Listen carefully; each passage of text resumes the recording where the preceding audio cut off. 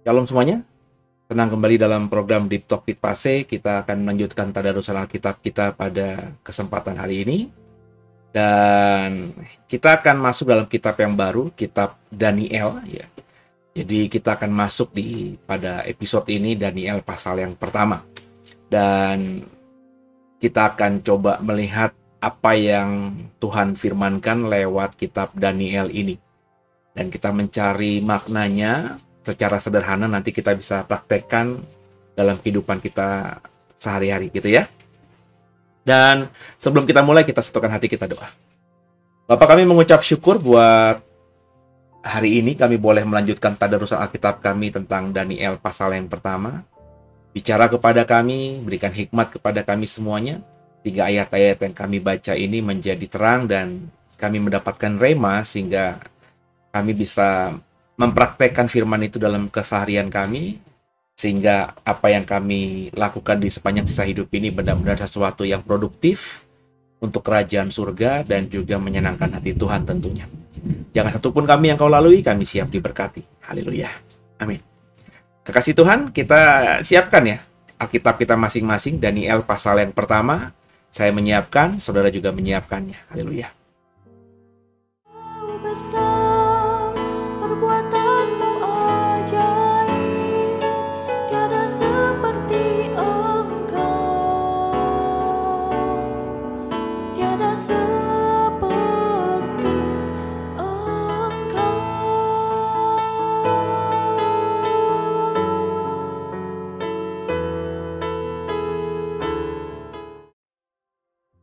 Ya, Daniel pasal yang pertama. Perikopnya di istana Babel. Jadi kita coba baca ya. Dalam pasal pertama ini, perikop di istana Babel itu bicara soal apa? Bersama saya ayat 1 dan seterusnya. Pada tahun yang ketiga pemerintahan Yoyakim, Raja Yehuda, datanglah Nebukadnezar, Raja Babel ke Yerusalem, lalu mengepung kota itu. Tuhan menyerahkan Yoyakim, Raja Yehuda, dan sebagian dari perkakas-perkakas di rumah Allah ke dalam tangannya. Semuanya itu dibawanya ke tanah Sinear, ke dalam rumah dewanya. Perkakas-perkakas itu dibawanya ke dalam perbendaharaan dewanya. Lalu raja bertitah kepada Aspenas, kepala istananya, untuk membawa beberapa orang Israel yang berasal dari keturunan raja dan dari kaum bangsawan, yakni orang-orang muda yang tidak ada sesuatu cela, yang perawakannya baik, yang memahami berbagai-bagai hikmat, berpengetahuan banyak, dan yang mempunyai pengertian tentang ilmu, yakni orang-orang yang cakap untuk bekerja dalam istana raja, supaya mereka diajarkan tulisan dan bahasa orang Kasdim. Dan raja menetapkan bagi mereka pelabur setiap hari dari santapan raja dan dari anggur yang biasa diminumnya. Mereka harus dididik selama 3 tahun dan sesudah itu mereka harus bekerja pada raja. Di antara mereka itu ada juga beberapa orang Yehuda, yakni Daniel, Hananya, Misael, dan Azaria. Pemimpin pegawai istana itu memberi nama lain kepada mereka. Daniel dinamainya Belsasar, Hananya dinamainya Sadrak, Misael dinamainya Mesak, dan Azaria dinamainya Abednego. Daniel berketetapan untuk tidak menajiskan dirinya dengan santapan raja dan dengan anggur yang biasa diminum raja. Dimintanyalah kepada pemimpin pegawai istana itu supaya ia tidak usah menajiskan dirinya. Maka Allah mengaruniakan kepada Daniel kasih dan sayang dari pemimpin pegawai istana itu. Tapi berkatalah pemimpin pegawai istana itu kepada Daniel, "Aku takut kalau tuanku raja yang telah menetapkan makanan dan minumanmu berpendapat bahwa kamu kelihatan kurang sehat daripada orang-orang muda lain yang sebaya dengan kamu, sehingga karena kamu aku dianggap bersalah oleh raja." Kemudian berkatalah Daniel kepada pejenang yang telah diangkat oleh pemimpin pegawai istana untuk mengawasi Daniel, Hananya, Misael, dan Azaria, "Adakanlah percobaan dengan hamba-hambamu ini selama 10 hari Dan biarlah kami diberikan sayur untuk dimakan dan air untuk diminum. Sesudah itu bandingkanlah perawakan kami dengan perawakan orang-orang muda yang makan dari santapan raja. Kemudian perlakukanlah hamba-hambamu ini sesuai dengan pendapatmu. Didengarnyalah permintaan mereka itu, lalu diadakanlah percobaan dengan mereka selama 10 hari. Setelah lewat 10 hari, ternyata perawakan mereka lebih baik, dan mereka kelihatan lebih gemuk daripada semua orang muda yang telah makan dari santapan raja. Kemudian penjenang itu selalu mengambil makanan mereka dan anggur yang harus mereka minum, lalu memberikan sayur kepada mereka. Kepada keempat orang muda itu Allah memberikan pengetahuan dan kepandaian tentang berbagai-bagai tulisan dan hikmat. Dan Daniel juga mempunyai pengertian tentang berbagai-bagai penglihatan dan mimpi.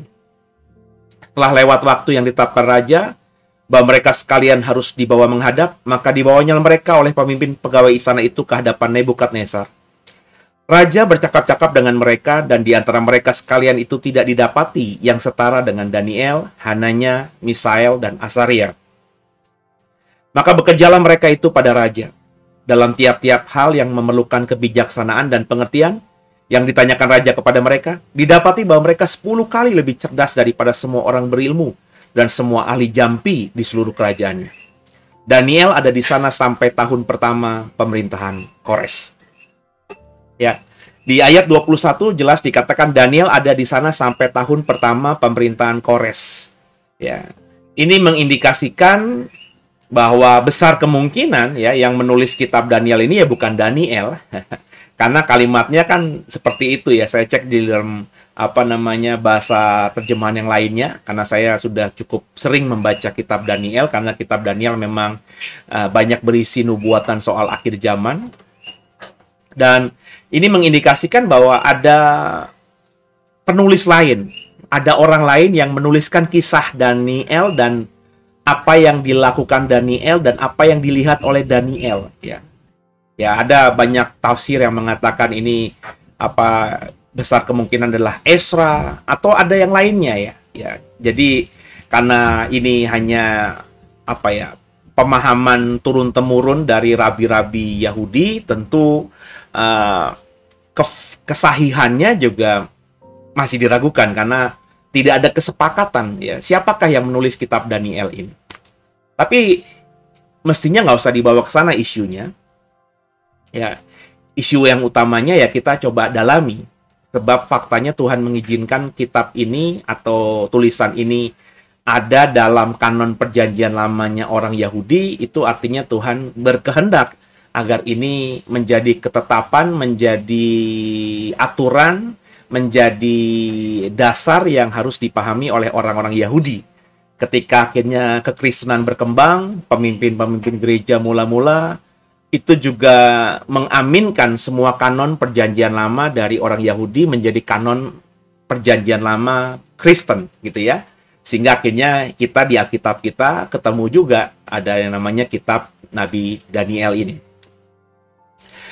Jadi kalau kita baca pasal pertama Daniel ini adalah bercerita tentang latar kenapa Daniel ada di Babel. Jadi jelas sekali Nebukadnezar itu menyerang Yehuda ya. Dalam hal ini mengalahkan Raja Yehuda yang bernama Yoyakim ketika Yoyakim 3 tahun menjadi raja atas Yehuda. Dan ini peristiwa yang luar biasa karena untuk pertama kalinya setelah kerajaan Israel di dalam kepemimpinan rajanya Saul, Daud, Salomo, dan seterusnya, itu akhirnya ada bangsa lain ya, yang menaklukkan Yehuda. 10 suku di utara yang sudah berpisah, 12 anak Yakub, keturunan Yakub ini kan sudah berpisah. 10 suku membentuk kerajaan, tetap menamakan dirinya Israel.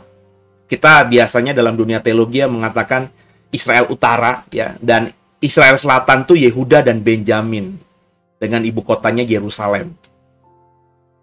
Dan kita belajar di perjanjian lama bahwa memang Tuhan yang mengizinkan Yerusalem menjadi ibu kota dari kerajaan Israel ketika masih utuh. Bait Allah juga dibangun di situ. Yerusalem menjadi kota suci bagi orang Israel. Ketika pecah, apa yang Tuhan tetapkan soal Yerusalem sebelumnya itu tidak pernah berubah.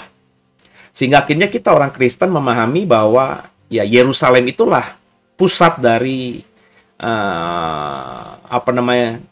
Israel. Meskipun 10 suku di utara sudah memisahkan diri dan mereka sudah hancur duluan di zaman penaklukan Asyur, ya. Jadi Israel utara yang 10 suku itu sudah tidak tidak lagi ada kerajaannya karena sudah ditaklukkan oleh Asyur. Jadi yang tinggal kerajaan Yehuda, ya, Yoyakim ini. Israel utara sudah menjadi negara boneka lah gitu ya.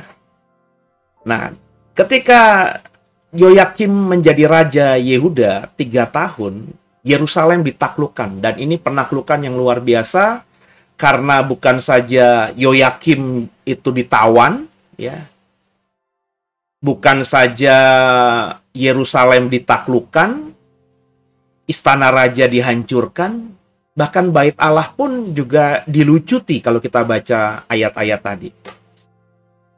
Dikatakan di ayat 2, sebagian dari perkakas-perkakas di rumah Allah di dalam tangannya. Semuanya dibawanya ke tanah Sinear, ke tanah Babilonia, ke tanah Mesopotamia. Itu nama-nama suatu lokasi yang sama. Ada yang menyebut Sinear lah, Babilonia lah, Mesopotamia lah, ya. Ada banyak nama, tapi bicara mengenai satu titik geografis yang sama. Dan perkakas-perkakas dalam rumah Allah itu dibawa oleh Nebukadnezar ke Babel, dimasukkan ke dalam bait Allahnya, rumah dewanya. Ya. Jadi apa saja yang dibawa tidak disebutkan di sini. Tapi saya menekankan, perhatikan tadi ya, ayat 2 ya. Tuhan menyerahkan Yoyakim, Raja Yehuda, dan sebagian dari perkakas-perkakas di rumah Allah ke dalam tangannya. Sebagian. Berarti ada sebagian lain, perkakas-perkakas di rumah Allah yang tidak diizinkan Tuhan untuk dibawa, atau dicuri, atau dirampok oleh Nebukadnezar dan Babel. Dari ayat ini kemudian berkembanglah teori konspirasi bahwa yang dibawa ke Babel itu bukan tabut perjanjian, tapi yang lainnya, ya. Karena kita tahu semua perkakas di bait Allah itu terbuat dari kualitas nomor 1, emas, perak, dan lain sebagainya, ya. Kalau nggak emas murni dilapisi oleh emas murni. Jadi ada tetap unsur-unsur yang wow di dalam perkakas-perkakas bait Allah ini. Dan yang utama tentu tabut perjanjian, ya. Karena tabut perjanjian bukan sekedar perkakas, tapi itu adalah tempat kediaman Tuhan. Ya, dalam sejarah perjanjian lama Tuhan tuh bertahta di situ, nggak sembarangan orang bisa menyentuh. Maka banyak teolog yang mengatakan tabut perjanjian tidak termasuk yang dirampas ke Babel. Karena ayatnya jelas, Tuhan menyerahkan Yoyakim dan sebagian dari perkakas-perkakas di rumah Allah ke dalam tangannya. Jadi juga tidak ada cerita di perjanjian lama, di kitab apapun di perjanjian lama yang mengatakan bahwa tabut perjanjian dibawa ke Babel. Tidak ada juga cerita bahwa tabut perjanjian kemudian dibawa pulang oleh orang Israel yang kembali ke Yerusalem di zaman Esra, Yerubabel, dan Yosua, dan lain sebagainya. Yosua imam besar maksudnya, ya. Bukan Yosua penerusnya Musa, itu udah beda generasi. Jadi nggak ada cerita soal tabut perjanjian itu. Maka banyak orang yang menafsirkan, sekali lagi ini tafsir ya, karena bukti validnya nggak ada, di Alkitab nggak ada, bahwa tabut perjanjian itu ketika Yerusalem dikepung oleh Babilonia, itu sudah dibawa keluar dari bait Allah oleh beberapa orang imam pilihan untuk disembunyikan ya di suatu titik yang akhirnya kemudian ya sejarah tidak mencatat atau hilang begitu saja. Karena kita tahu ketika Babel merebut Yerusalem, ada 2 kali itu penaklukan terhadap Yerusalem oleh Babilonia. Itu akhirnya yang disisakan di Yerusalem hanya orang-orang yang, maafkan saya, dipandang sebelah mata aja tidak. Orang cacat, orang yang sudah tua, yang jompo begitu. Terus juga orang-orang yang sakit, ya. Sedangkan orang-orang yang sehat, orang-orang yang masih punya kemampuan, orang-orang yang kuat, kuat dalam artian kuat fisik, kuat ekonomi, dan lain sebagainya itu diboyong semuanya ke Babel. Jadi Yerusalem itu seperti kota hantu gitu. Ada orangnya, tapi nggak ada kehidupan ekonomi yang bagus ya. Tembok kota sudah hancur, makanya kan akhirnya banyak bangsa-bangsa lain itu yang menguasai Yerusalem, suku-suku lain di luar sukunya Yakub yang menguasai Yerusalem, sehingga ketika Esra, Yerubabel, Yeremia dan semua orang-orang yang kembali ke Yerusalem ya di zamannya Kores ya, itu menemukan bahwa Yerusalem itu sudah dihuni dan ditinggali oleh orang-orang yang bukan Israel, harus direbut kembali ya. Jadi melihat fakta Alkitab sedemikian, bisa saja ya tabut perjanjian itu dibawa lari oleh imam untuk diselamatkan, karena ini kan jati diri Israel. Bayangin kalau tabut perjanjian sampai dibawa lari dan mereka mengimani tabut perjanjian itu adalah tempat Shekinah glory, kemuliaan Tuhan, dan bahkan Tuhan bertahta di situ, dibawa lari, ditaruh di rumah dewanya Nebukadnezar, tentu hancurlah iman dari orang Israel. Faktanya Daniel, Sadrak, Mesak, Abednego di Babilonia itu masih beriman kepada Yehova, kepada Elohim, kepada Adonai.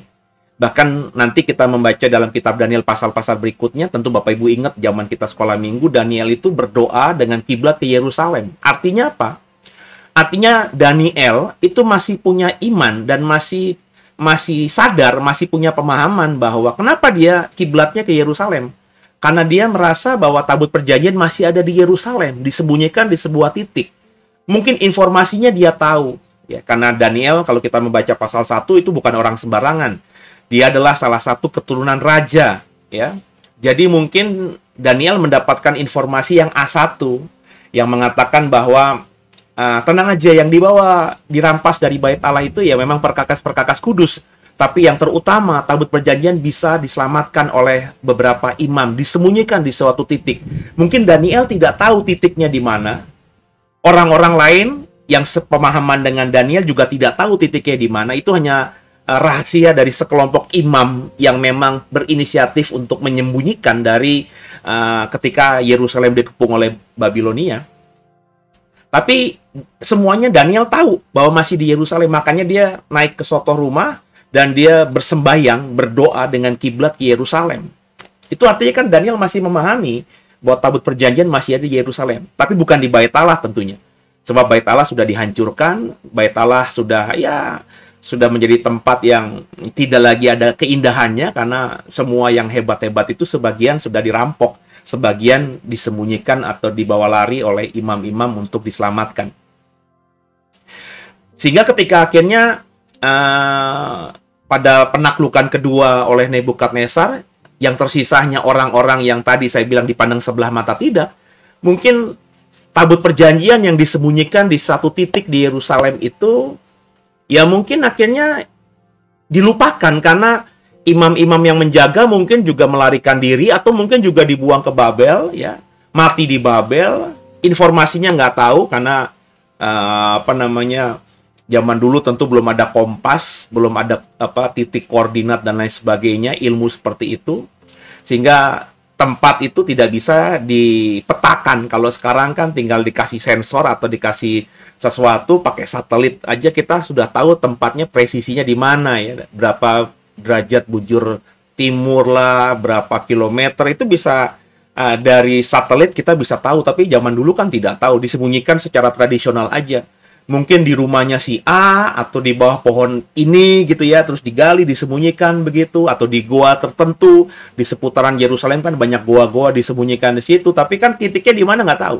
Dan goa, jika ada satu lokasi ada goa, itu goanya nggak mungkin satu, ada banyak goa gitu.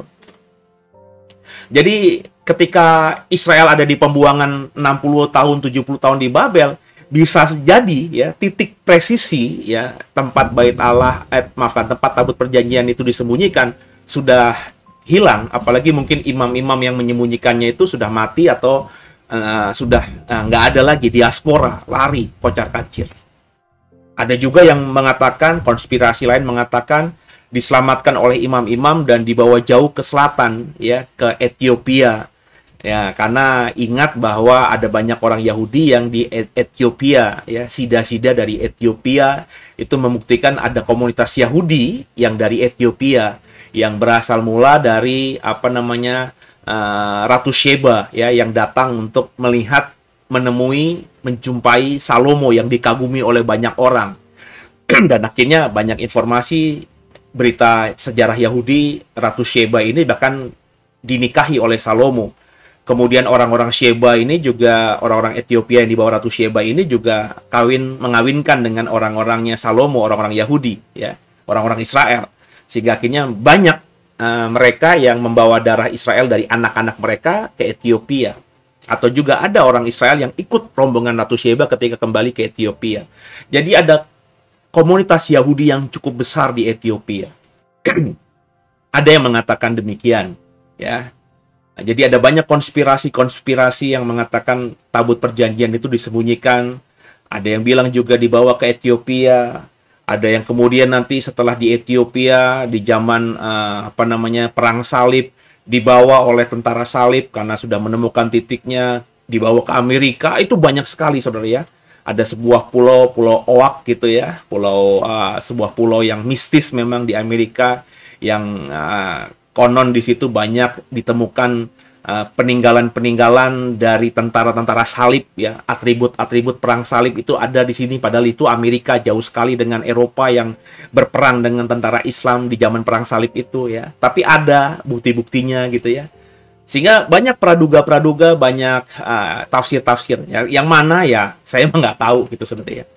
Saya tidak terlalu mau mendalami sesuatu yang belum ada buktinya dan Alkitab tidak mengatakan apa-apa. Cuma saya tahu aja, saya suka baca, saya suka nonton gitu, ya, film dokumenter-dokumenter, sehingga cukup banyaklah pemahaman-pemahaman seperti itu yang terekam di pemikiran saya, di otak saya. Jadi intinya tabut perjanjian, saya sangat yakin mengikuti banyak tafsiran teolog, terselamatkan, tidak dibawa ke Babel. Itu dengan alasan tadi, ya, Daniel masih berdoa ke arah Yerusalem. Kalau tabut perjanjian itu dibawa ke Babel dan orang Israel tahu semuanya tabut perjanjian ada di Babel, maka logikanya nggak masuk akal Daniel masih berdoa dengan kiblat ke Yerusalem, ya. Tentu juga iman mereka kepada Elohim akan hancur karena bagi orang perjanjian lama, orang-orang di zamannya Daniel hidup, termasuk Daniel, itu masih sangat mempercayai bahwa Tuhan ada di tabut perjanjian itu. Tapi faktanya Daniel masih punya iman luar biasa, itu berarti kan membuktikan bahwa memang tabut perjanjian masih terselamatkan. Yang menarik juga dari pasal 1 ini adalah Daniel itu meminta agar dirinya tidak diperlakukan sama dengan anak-anak muda Yehuda lainnya yang dibawa ke istana Nebukadnezar untuk ditreatment, diajar agar menjadi pegawai-pegawai Nebukadnezar selama 3 tahun. Dengan cara Daniel tidak mau menerima makanan, tidak mau menerima minuman, ya, yang diberikan kepada mereka yang berasal dari meja raja, ya. Di ayat ke-5 nih, ya. Dan raja menetapkan bagi mereka pelabur setiap hari dari santapan raja dan dari anggur yang biasa diminumnya, ya. Mereka harus dididik selama 3 tahun dan sesudah itu mereka bekerja pada raja, ya. Dikatakan Daniel berketetapan ayat 8, tidak menajiskan dirinya dengan santapan raja dan dengan anggur yang biasa diminum raja. Dimintanyalah kepada pemimpin raja supaya tidak usah menajiskan dirinya. Dengan cerita singkat, dia minta 10 hari uji kami. Uji aku, uji Sadrak, uji Mesak, uji Abednego, yang nama aslinya itu adalah Hananya, Misael, dan Azaria, ya. Daniel kemudian dirubah menjadi namanya Belsasar dalam bahasa Babel, ya. Kemudian juga Hananya jadi Sadrak, Misael jadi Mesak, Azaria jadi Abednego. Mereka berempat ini tidak mau makan makanan raja dan tidak mau minum anggur raja. Sesuatu yang tentunya VIP, kualitas nomor 1. Karena mereka akan bekerja pada raja, tentu mereka dibiasakan, ya, untuk ya bisa merasakan, menikmati ya makanan dan minuman raja, supaya nanti kalau melayani raja ya mereka tidak seperti orang yang kayak dari kampung gitu loh, kurang lebih ya. Jadi di treatment seperti itu selama 3 tahun. Jadi Daniel itu sebenarnya dapat jaminan hidup enak di istana raja. Sebelum dia melayani raja 3 tahun, dia bukan saja diperbudak. Jadi orang Israel di Babilonia itu tidak diperbudak, saudara, tapi diperlakukan baik. Beda dengan apa yang dilakukan oleh Firaun dan Mesir kepada Israel, diperbudak mereka.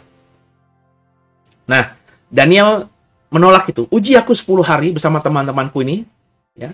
Kalau nanti kami lebih kurus ya kami ikut, tapi kalau kami oke, ya maka berarti Tuhan yang, kurang lebih dalam bahasa saya, Daniel ngomong berarti Tuhan yang menyertai kami. Jadi Daniel tidak berpuasa. Makanya seringkali saya tersenyum-senyum kalau ada orang bilang, saya mau puasa Daniel. Puasa Daniel itu apa? Ya, kalau ngomong konteks pasal 1, ini bukan berpuasa. Ya, dalam artian berpuasa tidak makan, tidak minum. Ya. Daniel itu cuma bilang kepada pemimpinnya, yang orang Babel, yang menjadi wakil raja untuk mendidik mereka, bahwa kami izinkan tidak makan makanan raja dan minum anggur raja. Berikan kami saja air putih dan sayur-sayuran. Ya, yang secara kalori, vitamin, mineral itu tentu jauh lebih rendah daripada makanan raja, santapan raja, dan anggur. Ya. Uji kami 10 hari. Tapi setelah 10 hari ternyata mereka badannya lebih sehat, lebih bugar, dan bahkan mereka lebih cerdas, lebih pandai, lebih punya hikmat, dan lain sebagainya tadi kita baca. Jadi, apa yang dimasukkan puasa sama orang-orang Kristen? Kami lagi puasa Daniel. Ya, kalau kita ngomongin yang saya paparkan tadi itu disebut puasa, maka ya puasa Daniel itu puasa 10 hari. Ya. Puasa nggak makan makanan raja dan minum minuman anggur raja. Maafkan saya kalau saudara hari-hari ini makanannya belum makanan raja dan belum minuman-minuman yang mahal-mahal ya. Saudara mau puasa Daniel kayak gimana gitu.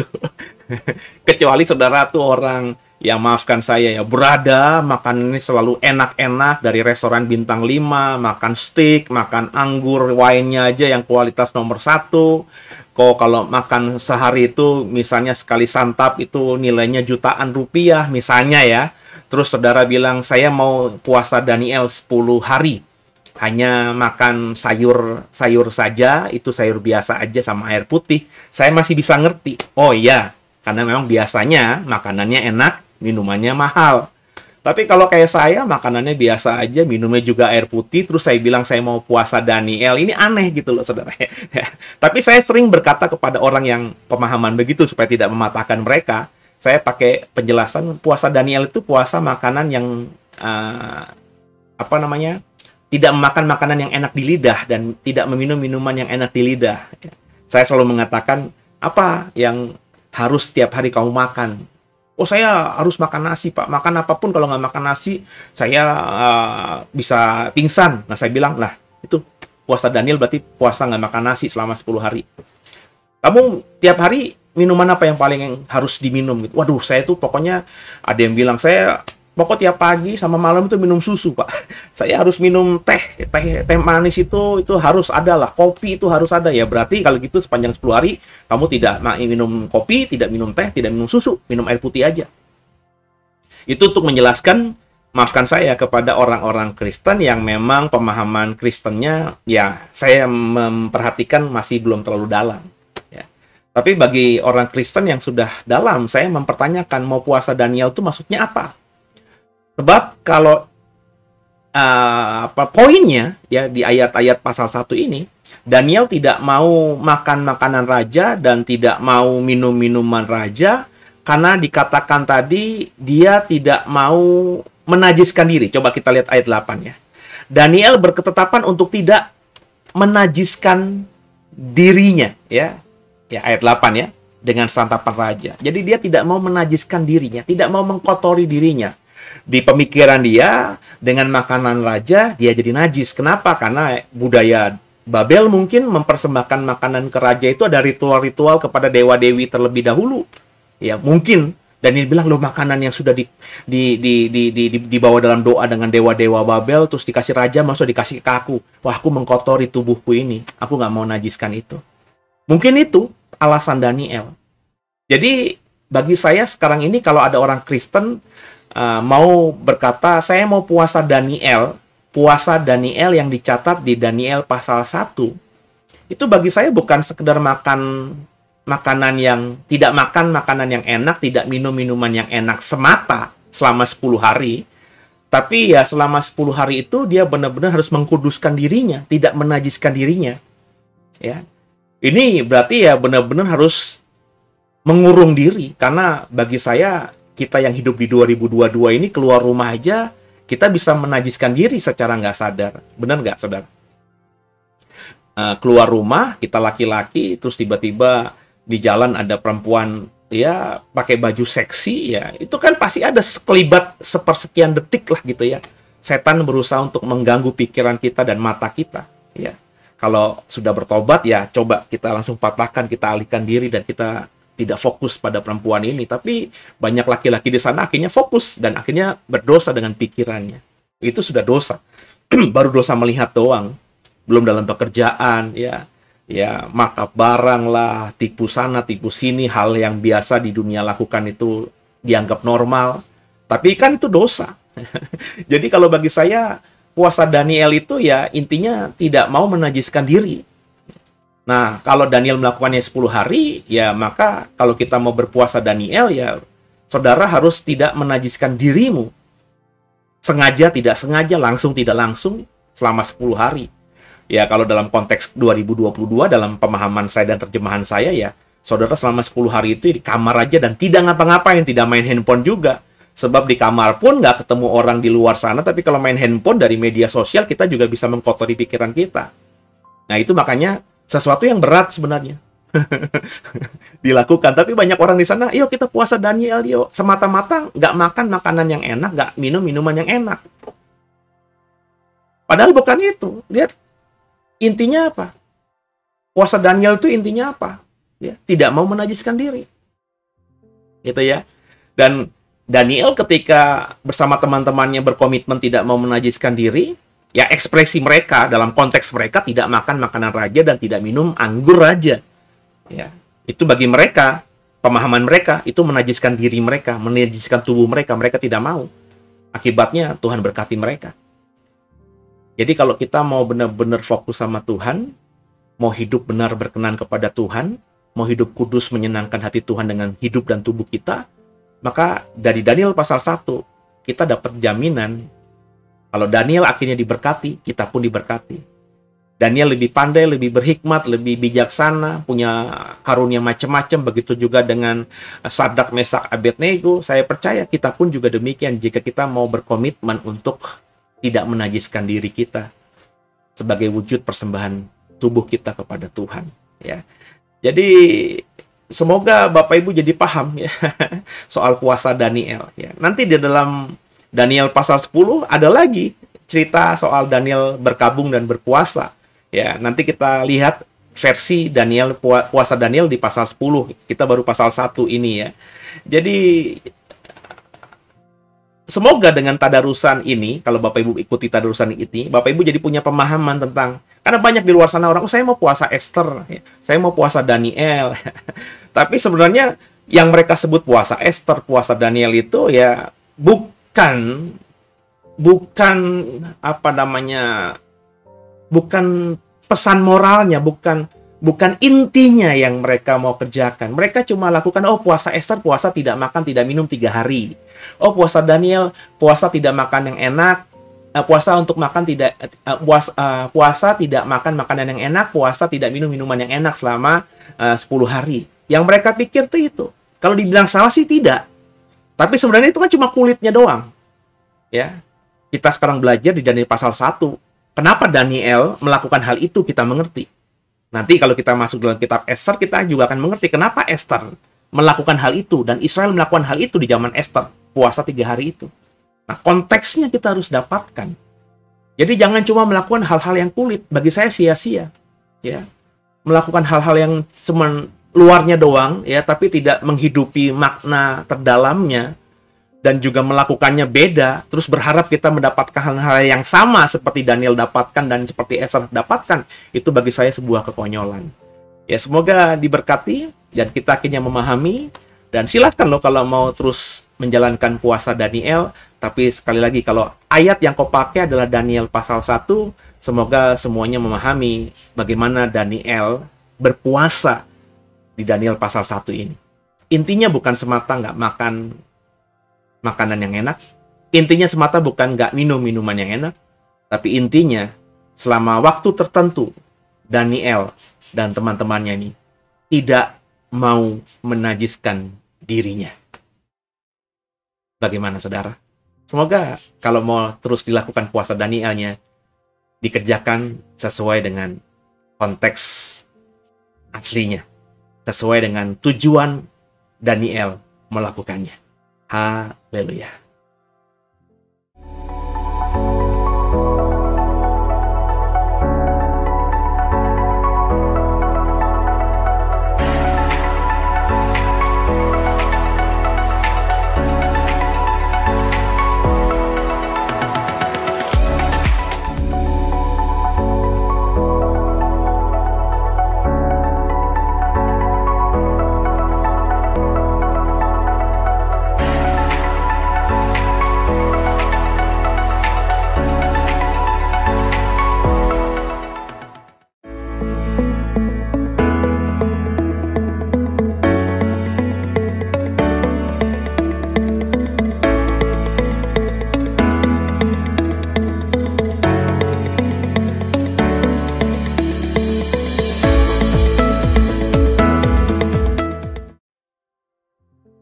Ya, semoga di Daniel pasal pertama, Daniel permulaan ini kita mendapatkan rema. Apa yang saya bagikan membuat saudara semakin paham tentang kebenaran. Jadi dikerjakan, dan kalau dikerjakan dengan kebenaran, ya dengan benar, tentu berkat pasti yang akan kita tuai. Gitu saudara ya. Kalau diberkati tolong dikasih like. Kalau belum subscribe, di-subscribe. Dan tolong dibantu di-share program ini kepada kenalan saudara lainnya yang belum tahu program ini, supaya mereka dengan kita sharekan link ini, mereka juga tahu ada tadarusan Alkitab seperti yang kita lakukan selama ini. Siapa tahu mereka tergerak hatinya mau join, dan akhirnya mereka boleh bertumbuh imannya bersama-sama lewat komunitas ini, gitu saudara ya. Dan ayo sama-sama di akhir zaman ini kita bangun iman kita, tumbuhkan iman kita. Karena bagi saya secara pribadi, iman yang bertumbuh, iman yang semakin besar, semakin dewasa itu sesuatu yang paling disukakan Tuhan, gitu ya. Dan jangan lupa juga untuk kami didukung dalam doa. Saya, Doi, program Digital Ministry The Warriors ini, supaya masih terus amanah dan bisa terus menjadi berkat buat banyak orang. Ya, kalau saudara mau menitipkan berkat saudara untuk memberkati program ini, ada nomor rekening juga, silahkan ditabur di sana, dan pasti apa yang kau tabur itu akan kami gunakan untuk semakin memperbesar kerajaan surga lewat program-program di channel ini, gitu saudara ya. Dan jangan lupa ikut sekolah Alkitab Doi ya. Di slide yang tadi sebelum saya muncul kembali ini ada ya, karena hari Sabtu mendatang akan ada dibuka kelas baru, kelas pneumatologi, kelas tentang Roh Kudus. Saya yang mengajar. Jadi kalau Bapak Ibu mau berinteraksi langsung dengan saya, dua arah, kita nanti akan ketemu dalam kelas ini, dilakukan dalam program aplikasi Zoom ya. Jadi nanti kita bisa saling diskusi, bisa saling berkenalan juga secara lebih pribadi gitu ya saudara ya. Ayo, biayanya cuma 100.000, murah sekali. Kalau saudara diberkati bisa dibayarkan lebihnya sesukarela saudara untuk kita mensubsidi yang lainnya. Andai kata saudara juga masih kesulitan keuangan, tinggal hubungi nomor telepon yang ada, bilang kondisi ekonomi saudara, maka kami akan mengizinkan saudara mengikuti kelas ini tanpa membayar ya. Asal saudara mengikuti terus, dan apa yang didapatkan nanti saudara mau berkomitmen mengerjakannya, menghidupinya, dan bahkan harapan kami sih membagikannya kepada yang lain, sehingga komunitas di gerejamu, di persekutuan doamu, keluargamu itu juga punya pemahaman yang benar setelah kau mendapatkan kebenaran itu. Gitu saudara ya. Yuk kita tundukkan kepala, kita doa. Terima kasih Tuhan buat malam hari ini, kami sudah memulai tadarusan Daniel pasal pertama, kami diberikan hikmat bahwa puasa Daniel yang tepat, yang benar, sesuai pasal 1 Daniel itu seperti apa. Intinya Daniel tidak mau menajiskan dirinya. Kalau kami tidak menajiskan diri kami, maka seperti Daniel, Sadrak, Mesak, Abednego diberkati, kami pun pasti akan diberkati juga. Ampuni salah dosa kami, Yesus Kristus adalah Tuhan Juru Selamat kami yang hidup, dan ke dalam tangan-Mu lah kami serahkan tubuh, jiwa, dan roh kami. Haleluya. Sampai jumpa di tadarusan Alkitab esok hari. Tuhan Yesus memberkati semuanya.